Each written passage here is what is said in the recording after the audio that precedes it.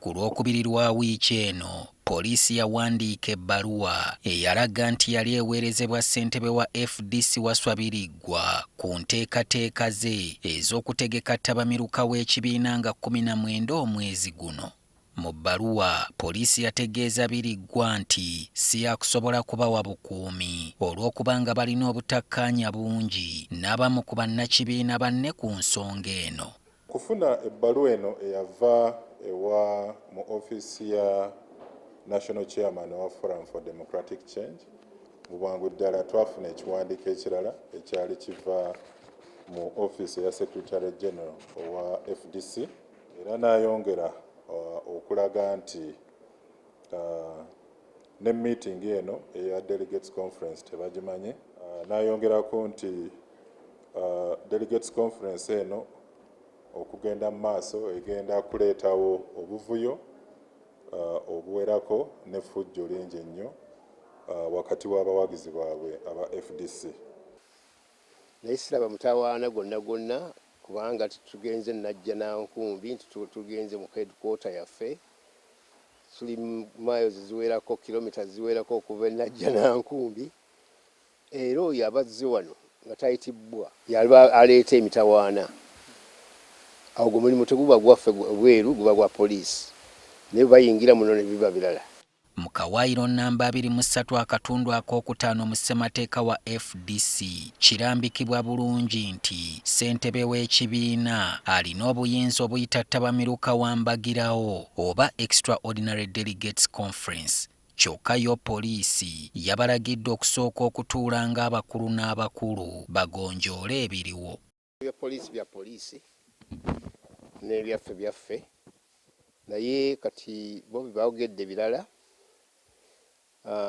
Saagala nnyo kubiyingiramu naye ndowooza nti tujja kufuna omukisa olwaleero okutuula n'okulaba ngeri ki gye baabituttemu nga naffe nga bwe tubimanyi n'obukakafu bwe tulina.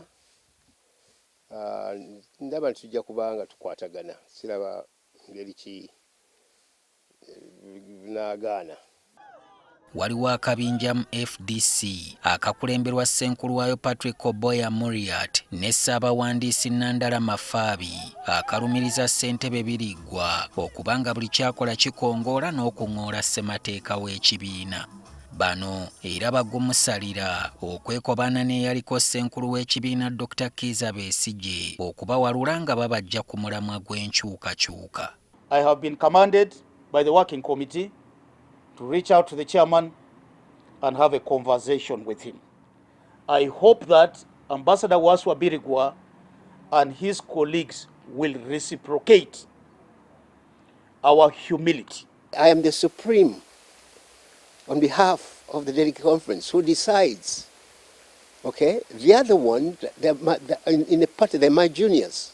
The Nandalas and Amriats are supposed to have gone to Wandegea University. They're supposed to have been educated. They should just read the Constitution. What does the Constitution say? Chairman has to call them. Okay, exactly. Without consultation, it's not anywhere that I have to call this after I've talked to ABCD. No, it's common courtesy, which I did. Biriggwa era yabadde aweereddwa nsalessale wa ssaawa 48 zokka okubanga asazizzaamu tabamiruka ono aliko obubaka bw'aweerezza abakungu be yabadde ayise. Tebalina buyinza ate ekyomukisa omubi ate ekibi ennyo nti ate petition zijja gyendi kakati ze ngenda okwegoba. Ono era ayogedde ne ku mbalirira gye bagenda okukozesa mu tabamiruka ono. Kubanga kiringanga ogamba tugenda kugira ki muwala wange agenda kufumbirwa ajja kwanjula n'ogira ki n'oyitaba mikwano gyo bannange munyambeko wano ne wano mikwano gyo ne gijja.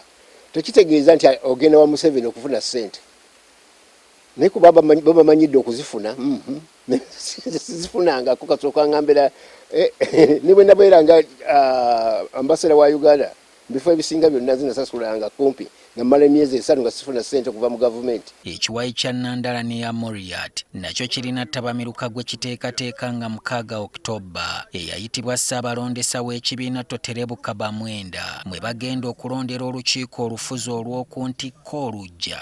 kati amaaso buli omu agatadde ku lutimbe okulaba obanga Biriggwa ne banne banaaziwalaza ne batuuza ttabamiruka obanga binaaba byakukuba kalaaki omwavu kaakuba ku mmamba.